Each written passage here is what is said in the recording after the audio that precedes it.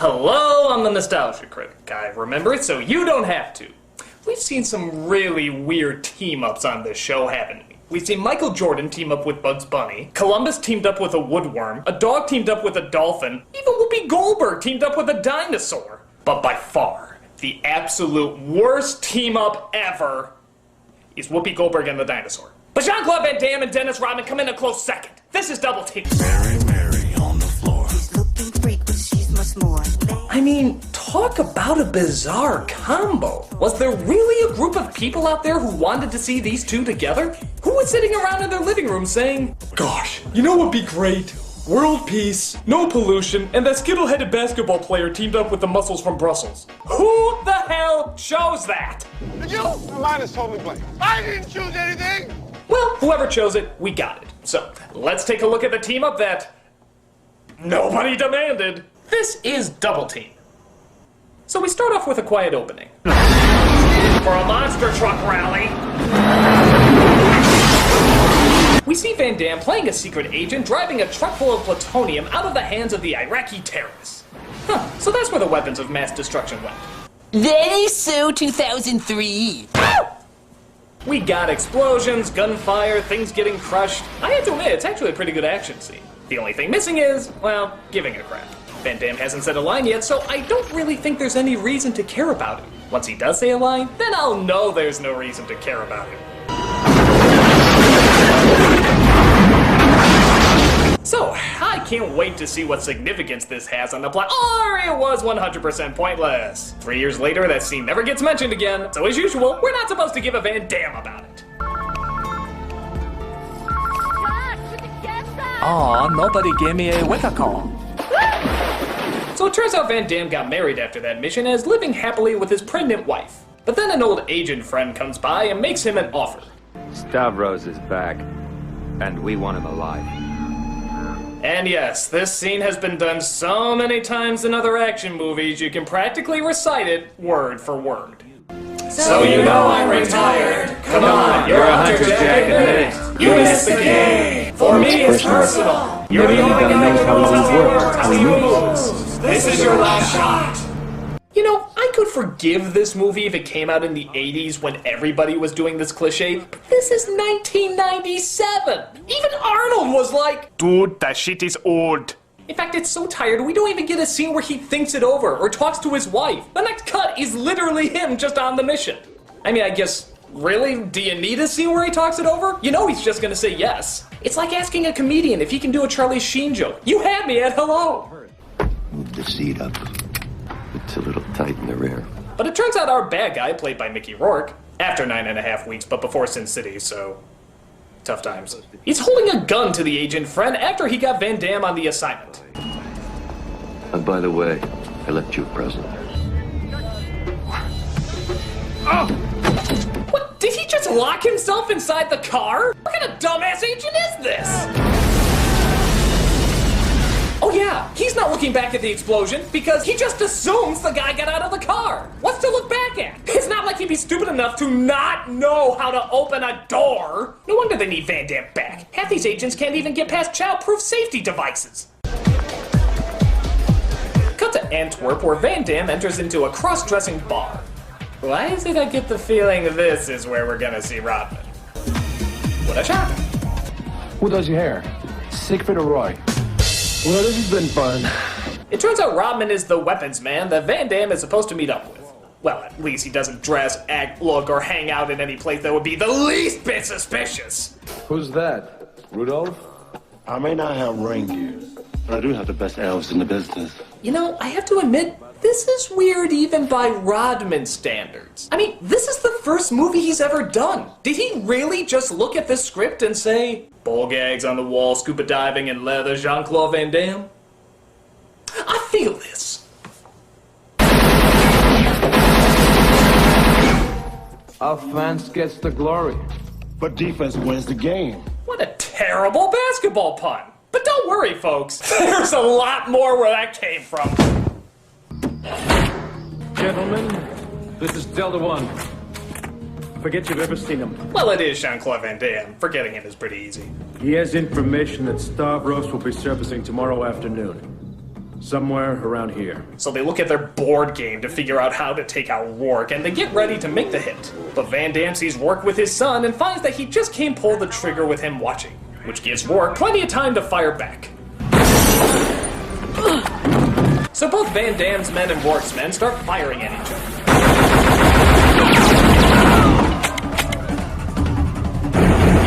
And no, your computer is not having trouble loading. That's actually how they shot it. I guess the dirty DVD style of editing was very popular back then. So it turns out Rourke's kid gets shot, and naturally, this really pisses him off. Really? He's firing while on one of the rides? You son of a wee! You shot my son, wee! I will have my revenge, woohoo! He goes inside a hospital and shoots all the staff so he can properly monologue in peace. His favorite thing in the world used to be when he'd go riding his little pony on the weekends. Little horse gonna miss my boy. Can you speak a little louder? I can't hear your pretentiousness when you whisper.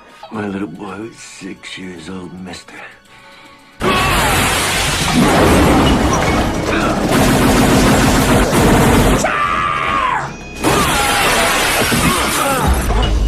But Rourke puts a grenade in the baby's bed, giving new meaning to the term baby boomer. Oh geez, I'm sorry if you weren't dead.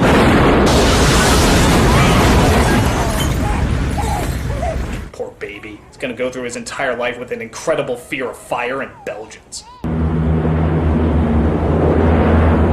So Van Damme wakes up on an island of all places, where a voice tells him what's going on.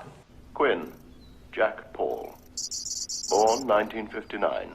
Agent Quinn achieved clean opportunity to acquire Alpha, but Target Alpha escaped.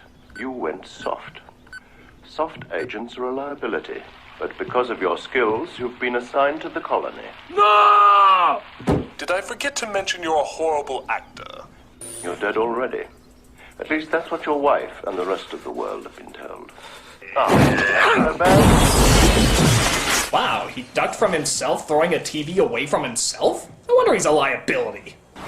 Alex Goldsmith. The taxman. You were killed 6 years ago. God, it's been 6 years already? So this is Goldsmith, played by Peter Freeman. Belloc. It turns out this is a secret place where both agents and terrorists work together to solve global problems, and everyone in the world thinks they're dead. We're too valuable to kill and too dangerous to set free. Welcome to the colony. Okay. Where do I begin to talk about this mountain of not making sense? First of all, why are agents and terrorists working together? Did they just totally forget about the fact that they have different goals? Second, most of these people were out-of-control killers. Van Damme didn't shoot a guy, the exact opposite of why everyone else is there. And wasn't he retired anyway? So how does that make him a danger? Third, they keep them doing the jobs that they were already doing before, so why don't they just keep them doing the jobs they were already doing before? The only difference is now they're doing their spy work inside. Well, why didn't you just downgrade them to begin with? Just give them a desk job, that's easy enough. Why do you have to create an island with lasers in the water? Why do you have to tell everybody they're dead? Why the hell would anybody follow this crazy plan? Is this guy just really good at convincing people? Too bad the Jovitos don't know you the way I do, Belloc. Indeed, Indiana, indeed! So Van Damme just sort of goes along with it, never saying, you bastards, give me back my wife or anything. He just sort of goes with the flow. Along with all the terrorists, too. Dying for your god? Fuck that shit, they got a pool! But suddenly Van Damme sees a marking that indicates that his wife may be in danger. Of course, he could let this incredible, unstoppable team of power take care of the situation, but nope. He decides not to tell anyone at all, and spends most of his time planning his escape, rescuing her for himself. Which of course would take days and days to set into motion, but hey, at least he's not letting the other guys get it done faster. We of course get those scenes that we get in every Van Damme movie where he starts bending like Stretch Armstrong. And of course, he plans his way out. By the way, have you noticed something missing from this movie? Dennis friggin' Rodman!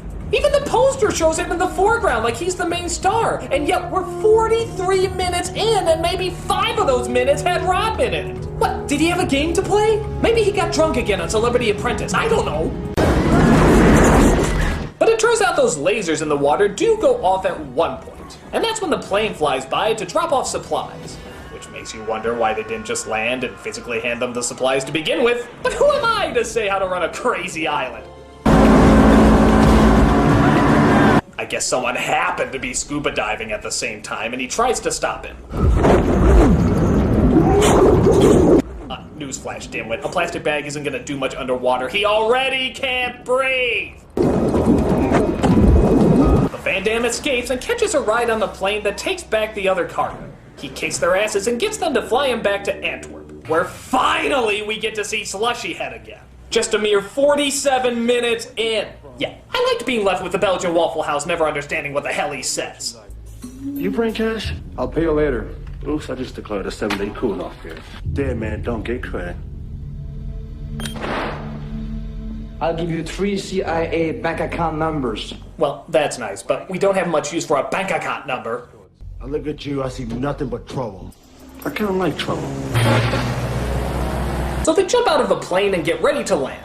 Where are their parachutes, you're wondering? Oh, they have something even better than that. They land in a giant basketball. I am dead serious, a giant basketball. Now that's what I call hang time. And not only that, it doesn't bounce, and it seems incredibly easy to break apart. So, yeah, their bones would pretty much be liquid jello by this point. But in the movie world, it's a delightful little send-up. 2-pointer! He goes to his house where he thinks his newborn child is, but it turns out the bad guys have replaced the baby with a bomb. A bombie. Oh, yeah. I love how the flame totally engulfs him several feet away from the window, and yet somehow he jumps out untouched. He must have bought a lot of sunscreen with the massive amount of money he has in his bank account.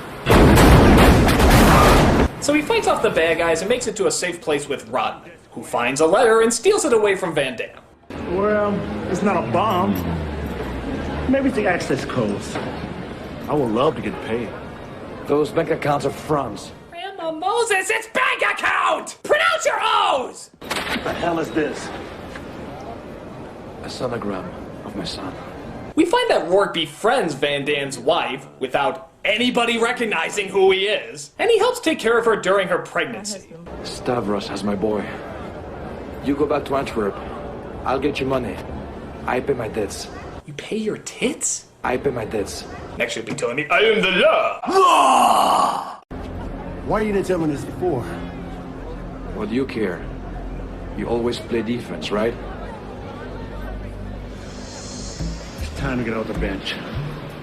The best defense is a strong offense. Well, he has been out of this movie for a bit. I guess he had to make up for it with 3 basketball puns in a row. Taking you to the hospital, you'll be safer there. So Van Damme dresses up like a John Lennon Pauly Shore pancake and tries to sneak up on Rourke. Quinn, no, that's what he wants! No! I'm bigger than Jesus! But Rourke has backup and they have themselves another little shootout. He's up! He's in!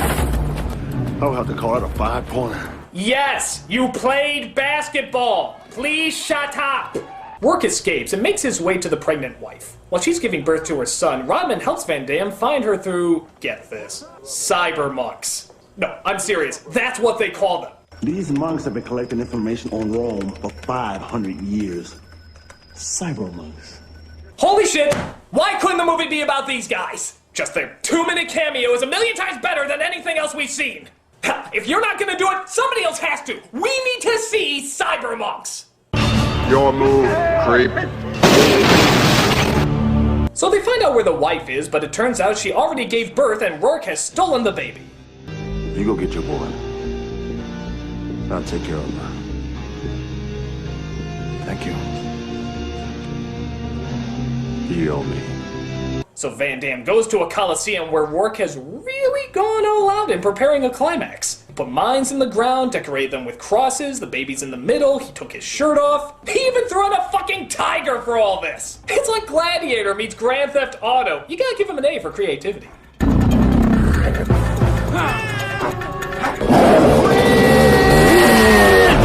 Yeah, way to look after my wife, liar. So Rodman gets the baby out, who surprisingly doesn't cry despite the fact that he's on a motorcycle and right next to a tiger. But of course, Van Damme can't leave the score unfinished. Let's just get the hell out of this place. It's gonna blow. You take care of my son. I'll take care of Stavros. Wouldn't it make more sense if Rodman took care of the bad guy and you lived happily ever after with your loving family? Trust me, your ego is big enough to survive if you don't throw the finishing punch. So Van Damme and Rourke have a martial arts fight, stepping carefully not to hit any of the mines. But again, Rodman doesn't do what he said he would do. He comes back to help Van Damme, just leaving the baby on the fucking ground. It's just a tiger-infested, heavily explosive coliseum of death. It's just like a Chuck E. Cheese. But thankfully, Balak comes to save the baby, and we see Rourke has messed up and stepped on one of the mines. Once he takes his foot off, he goes up in smoke. Oh!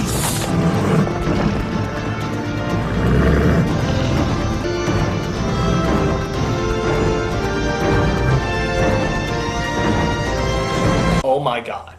We have Mickey Rourke on a mine, in the middle of a minefield, with a ferocious tiger, in a coliseum with Jean-Claude Van Damme, Dennis Rodman, Balak, and a baby in a basket. If this does not deliver the most fucking epic imagery I have ever seen in my entire life, I have lost all hope in mankind. Let's see what happens.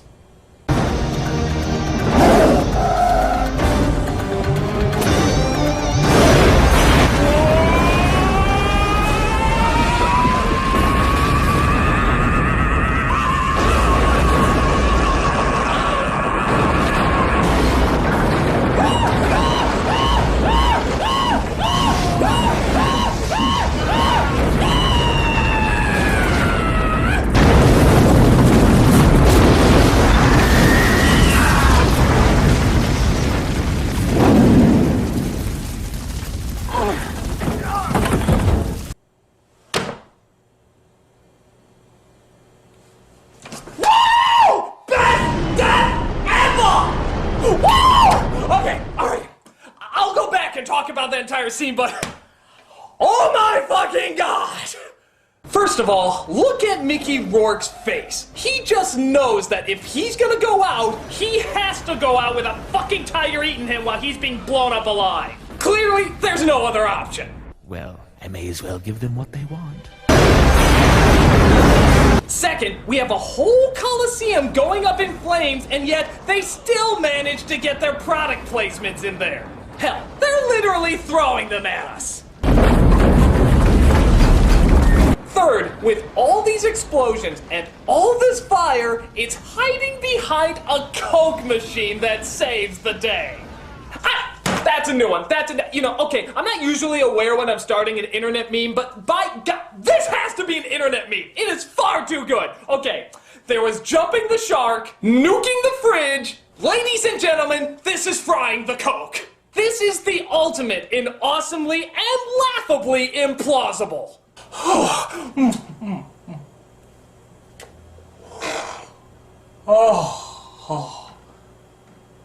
We might as well just end it here, folks. I'm not gonna top that.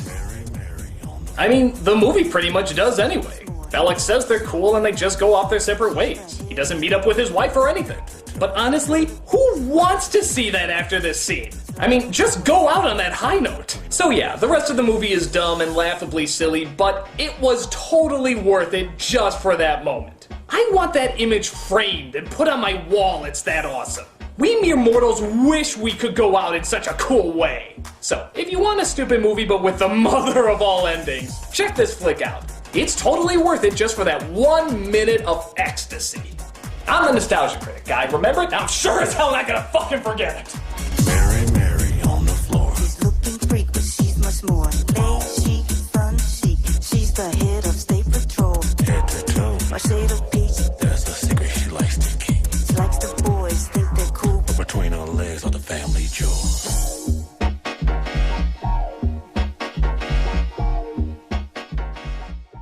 Bank account numbers.